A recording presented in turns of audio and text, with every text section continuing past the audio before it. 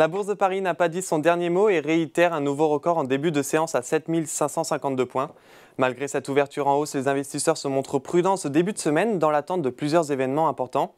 On notera par exemple la publication du produit intérieur brut du premier trimestre de la Chine demain, mais aussi les résultats financiers de Goldman Sachs, Bank of America, suivis de Morgan Stanley mercredi. Bref, le CAC 40 termine la séance sur une baisse de 0,28% vers les 7 498 points, dans un volume d'échange de 3,4 milliards d'euros à la clôture.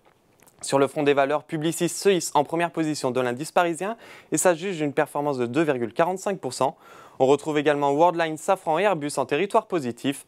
A l'inverse, à quelques jours de publier ses résultats du premier trimestre, Renault et Lanterne Rouge du CAC 40, le titre lâche 3,92%. De son côté, Capgemini recule dans le sillage du groupe indien Infosys qui perd plus de 10%. Par ailleurs, Odo maintient sa note de surperformance sur le titre Capgemini, mais réduit sa cible de 226 à 223 euros. On passe maintenant sur le SBF 120. L'action Orpea surperforme encore pour la troisième séance consécutive.